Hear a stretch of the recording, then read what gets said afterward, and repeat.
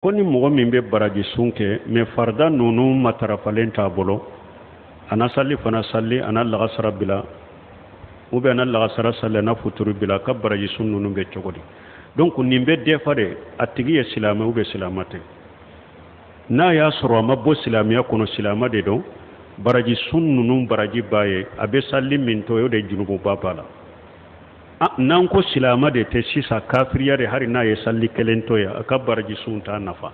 Donc ni masala min fana fɔlen nin ye dɔɔnikɛbaw ka ɲɔgɔn sɔsɔba de b'a la o ma bɛn a la kuma fɔla de b'a la dɔɔnikɛbaw bolo.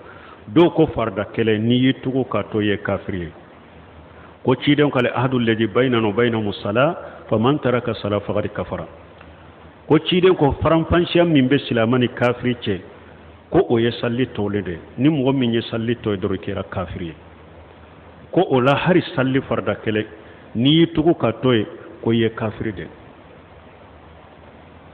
Donc ko ciden ko fana man taraka salatal asri man fatatuhu salatul asri faqad salatul asri faqad habita amaluhu ko ciden ko mɔgɔ min lagasara salli taara k'i da k'i tugu lagasara taara k'i da ko i ka baaraw tiɲɛna. Donc o la nin dalila minnu filɛ nin ye dɔɔnikɛbaw ka ɲɔgɔn sɔsɔ b'a la. Sheikh Abdallah Bumbaji b'a kan ani Sheikh Salih Fawzani olu b'a kan farda kɛlɛ n'i y'a to ye farda kɛlɛ n'i y'a to ye k'u tugu ye kafiri ye.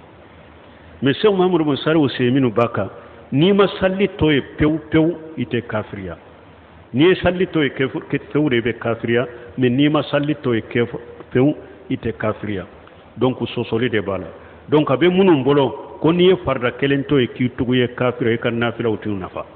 A bɛ minnu bolo i ma kafira mais i bɛ kataru ni danger ni kabara junubu la i ka nafila sun ninnu ka ɲi mais farda salli in toli junububa b'i kan na.